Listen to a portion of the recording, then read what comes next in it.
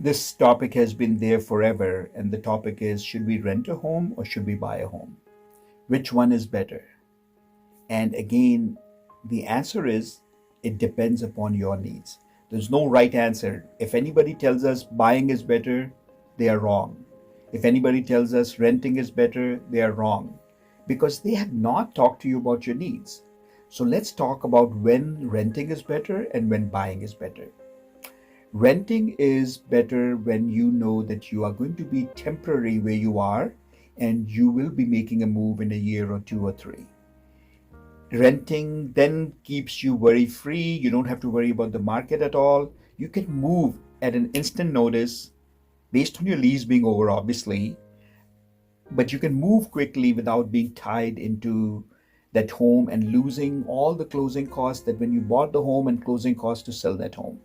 So we do not recommend, if you foresee a move in a year or two or three, we do not recommend you buy a home. Renting is okay. Now, if we had a crystal ball and we knew, like last few years, the home has been rising, prices have been rising, that's the only time it will work out perfectly, that buying worked out. But nobody has that crystal ball, and let nobody tell you that homes will always appreciate, because they do not. They will go up and down and up and down. So short term move in possibility, rent only. When do you buy? You buy in other all circumstances. You buy as long as you can afford. Buying a home, the peace of mind, the satisfaction of owning, the building of equity, the principal being paid, a compulsory saving, there is so much more. Also, you have a backyard in many cases. If you're buying a home, you have your own community kind of thing that if you have a condominium or a townhouse, the pride of ownership exists in that area. In apartments, that doesn't exist. So people will the living style is different in apartments than it is in these condos and townhouses and obviously homes.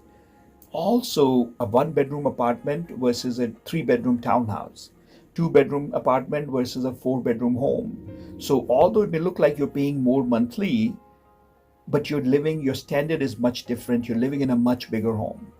And the backyard that you get in the home for doing your vegetable garden and flowers and playground and things like that. So buying is a way of not paying rent. You're paying the mortgage, but mortgage is paying also a principal.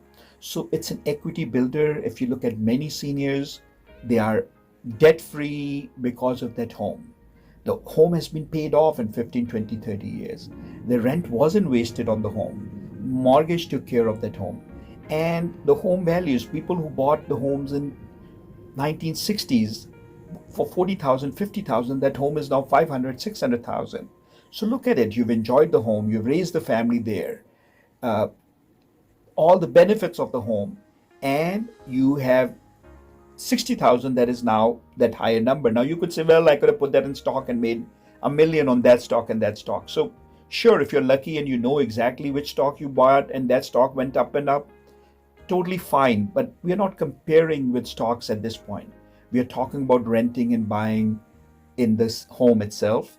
Buying beats renting all the time. However, if you know you're going to move in few years, then buying may not be the right thing to do. Let us talk to you. Tell us your needs. Tell us your situation. Tell us what may happen in the future. We sit with you. We talk to you when you're working with us as a buyer, and we guide you accordingly. If it's not right for you, we don't want to sell you a home. It's simple as that. So your needs first, you first. It's as simple as that also.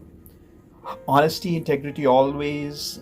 We've been serving clients since 1994, and we will not do it any other way. Give us a call, 732-494-2211. Our team is ready to serve you. Bye.